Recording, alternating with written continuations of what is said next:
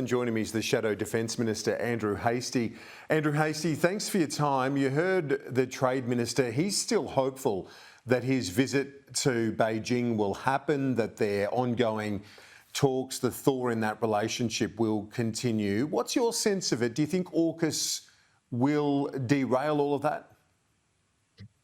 Well, I first of all wish the Minister for Trade well, as we all do as Australians. Trade is a really important part of our economy, and we want as big a market as possible throughout Asia, which includes China. Now, of course, we've seen the comments that the Chinese government have made in response to AUKUS over the past week. So I think I'd temper any enthusiasm with realism, because I don't think the relationship is at its best at the moment, and I think AUKUS is going to make it difficult for them to get back into a place where they want to go. So let's wait and see, is what I'd say. But I'd also add, Kieran, I'd hesitate to make it a partisan point, as Labor have recently. There are things that are beyond our control. We've been a good neighbour into the region, particularly under the Morrison government, and I think it's unwise to make partisan points about the way other countries respond to important decisions that we've taken in the national interest. Let's get to that very important decision which has culminated in this last week in terms of the formal announcement of the pathway for our submarines. What do you say to the critique that this makes us a bigger target if push comes to shove with China? I just think it doesn't engage with the reality of the region. I think we are a trading nation. A lot of our prosperity is born across the seas. Those lines of communication and those lines of trade need to be protected and preserved. We are experiencing a change in our strategic situation here in the Indo-Pacific region. China's undergoing the biggest peacetime militarization since the Second World War, and we have to respond to that. We actually want to contribute to the regional balance of power, and by acquiring nuclear submarines, we'll be a force for good. We'll be able to preserve our own sovereignty, and we'll also able to contribute to the preservation of our neighbours' sovereignty as well. And that's why we've invested in AUKUS. That's why we're supporting the Albanese government in their decision, but we will be in opposition. We will ask questions about timing, sequence, and budget, of course. I want to drill into that with you in a moment and look at how you'll address the opposition approach to all of that. But just getting back to that thing about Australia being a target, does that critique also overlook the fact that we've already been a huge ally of the United States for many decades, and ignore facilities like Pine Gap, for example? We've been an ally for more than 100 years. We've fought alongside the US in a number of wars, and we do host very significant capabilities. You mentioned Pine Gap. There are others as well, and we're about to embark on a huge investment into Western Australia at Fleet Base West, or HMAS Stirling, so that we'll have a forward rotation of 4 US submarines and 1 UK submarine from 2027. Again, those who say that just increases the risk of us, being attacked or targeted is foolish. We've already undergone we've already experienced some pretty tough treatment over the last few years. Economic coercion, attempts to coerce us strategically. We need to be able to demonstrate that we can stand up for ourselves, and acquiring nuclear submarines, one of the most potent capabilities a modern military can have, will definitely make us stronger in the future.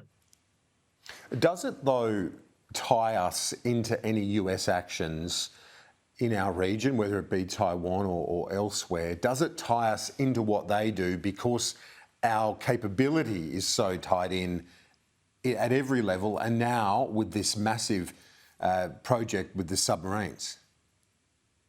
Kieran, I think when we have our 8 submarines, they'll all be Australian flags that are running those. They won't be under the operational control of the US or the UK. Indeed, the Virginia-class submarines that will start to be delivered in 2033, they will be under the Australian flag. So we'll always have our sovereignty, and we'll always have agency. Any decision to commit Australians to war in the future is a decision for government. And so I'm not going to get into hypotheticals, but I will say that we always have agency, we always have options, and any government into the future, whether they be Labor, Coalition, or what have you, will always be making decisions in the best interests of the Australian people. Sure, we'll be more integrated more closely with the US and the UK, but that's a good thing. We already are through Five Eyes. We already have a very deep relationship in an intelligence sense, but also in an operational sense. You've discussed the need to make some difficult decisions facing this huge cost ahead. Do you think that there needs to be an emphasis more on the sea via the subs and that sort of thing, and say less on a land war prospect like the tanks? Should the tanks go as part of our efforts to try and save some money in defence? It's a great question, Kieran. As we know, there's $3 billion worth of offsets. We do have questions around the budget, about the projected cost of this project out to $360 billion over 30 years. But we also have questions about what cuts are being made within defence to pay for this. We know that there are a number of projects that are being reviewed through the Defence Strategic Review, and it's our view that AUKUS should be nested within the Defence Strategic Review. That's the shaping document, and that explains some of the decisions that are going to come because of AUKUS. The delay is a month long or so before we find out, but certainly we don't want to see any capability in defence cannibalised. It's important that we have a balanced force, so we have options both in the air and the land, but importantly the sea as well. So let's wait and see, but we'll be holding a microscope over their plans and making sure they're held to account, because defence industry, particularly Australian defence industry, needs certainty, and that's what we'll be fighting for over the coming weeks. And you've said that this morning that you can't allow the Defence Force to be cannibalised. It was a similar statement from Peter Dutton last week. He says it warns of that option or that outcome as well. But you have said, as a former Assistant Minister in Defence, that there is waste there. There is waste Yes. to be detected. So there are savings available within Defence. Look, Kieran, yes, there is always waste in every government department, and particularly in defence. Defence doesn't have a great record of delivering things on time, and that's why we've got to really work together to deliver AUKUS. This is a nation-building task that will span generations. It will span governments. It will span parliaments. It's so important that we work together to get this done, and that's why we need exceptional leadership, because leaders will have to drive this whole process. We can't afford for people in government departments to be sitting on their hands, to be risk averse, to be wasting time and money.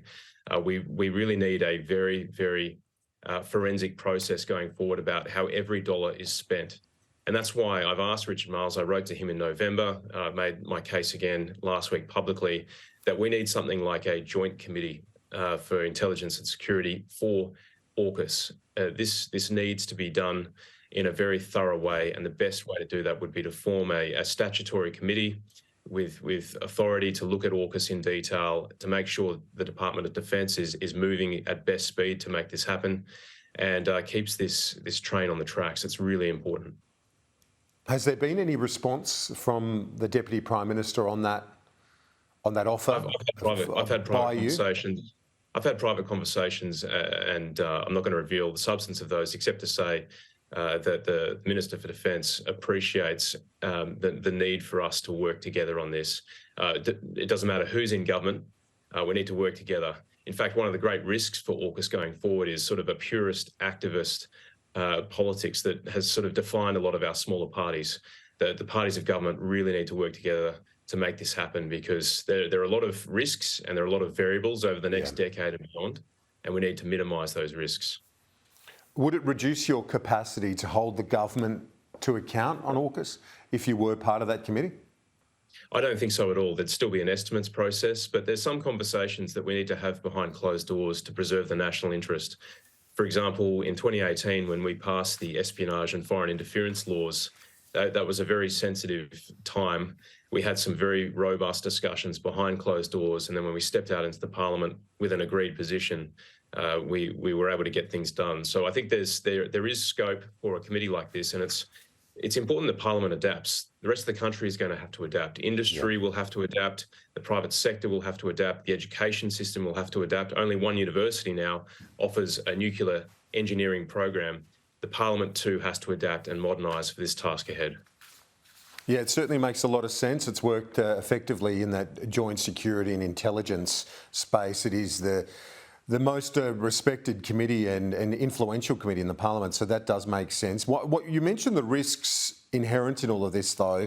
I asked President Biden at AUKUS at the announcement whether the deal can survive another isolationist president. He said yes. Are you as confident? I am confident that it can, because of course AUKUS was driven from the bottom up. This was the great wisdom in Scott Morrison's approach, not seeking a president to prime minister deal, but rather to work it through the institution so that it would survive the turbulence of politics. So I think it's really important that we continue to work with the Congress, with the Senate, and of course the White House. And the task for me and other MPs across the Parliament will be to make sure we maintain those relationships with our United States and UK partners. And as I've said to young Australians over the last week, you need to start learning about places like Barrow-in-Furness, Connecticut and Rhode Island, because they're the three industrial hubs that we're going to be working close with. Parliament's going to be working closely with our parliamentary and congressional partners. Industry is going to be working with those industrial hubs in the UK and the US. And finally, I was interested by Kim Beazley, the former Defence Minister's statement this week, where he says that this capability that the US has is so far ahead of other nations, including China. He said, quote, "I don't think China's got a snowball's chance in hell of catching up with them. It's an area of American capability. It keeps advancing and China is miles behind." Do you agree with his very positive analysis of our new capability or capability to arrive on our shores over coming years? I think Kim's onto something there. One of the great things about open democracies and open markets is the innovation and creativity. And that's something that's unrivaled with the United States, the UK. And I think I'm ambitious for Australia. I think we have that same potential here.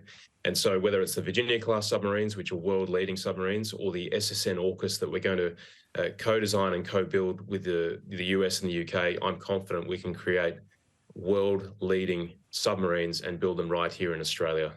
So yes, I do think the US has an edge. It's important they maintain that edge. And by working through AUKUS, we can build the net size of the UK and US industrial base as well as our own and make that contribution to regional security going forward. Shadow Defence Minister Andrew Hastie, appreciate your time. Thank you.